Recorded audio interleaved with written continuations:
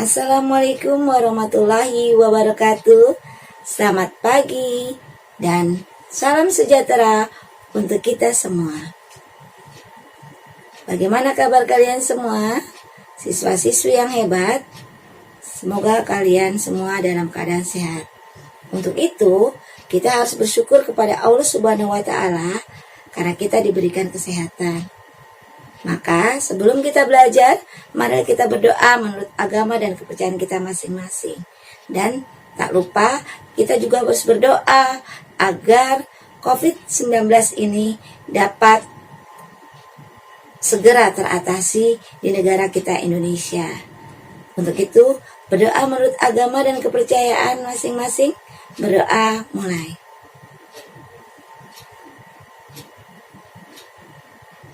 Berdoa selesai. Baiklah, untuk pembahasan materi pada hari ini, materi pelajaran PPKN akan membahas kompetensi dasar 3.2, yakni memahami ketentuan tentang bentuk dan kedaulatan negara sesuai Undang-Undang Dasar 1945.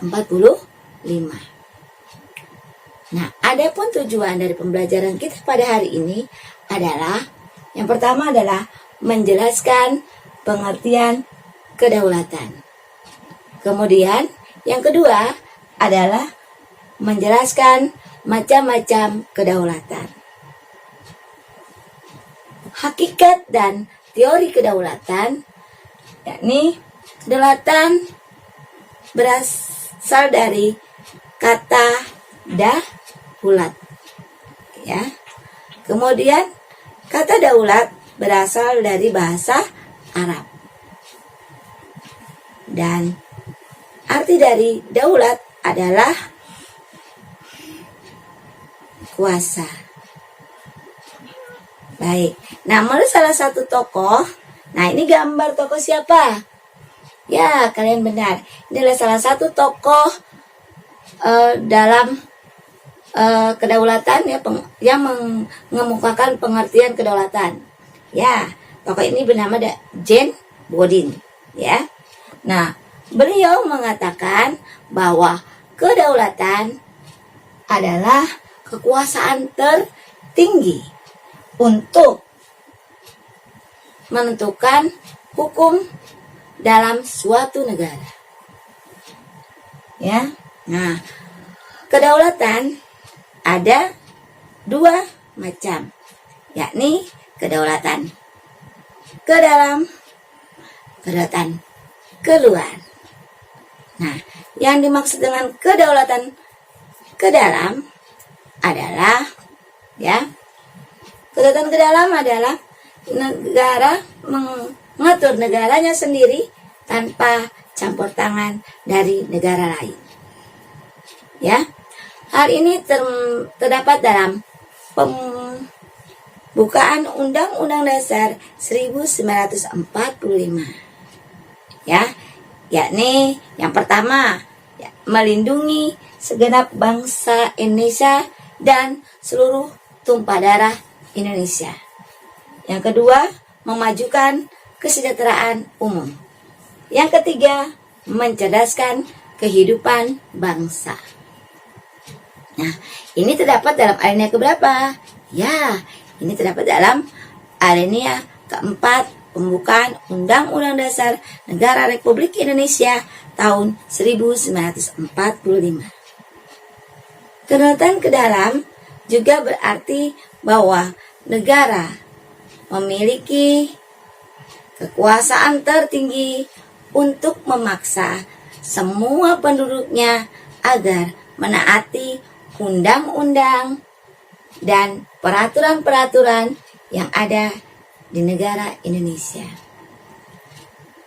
Selanjutnya adalah kedaulatan keluar, yakni negara berhak melaksanakan hubungan kerjasama dengan negara lain. Dalam pembukaan Undang-Undang Dasar 1945 disebutkan bahwa ikut serta dalam perdamaian dunia yang berdasarkan kemerdekaan, perdamaian abadi, dan keadilan sosial. Nah, itu terdapat dalam alinea keempat.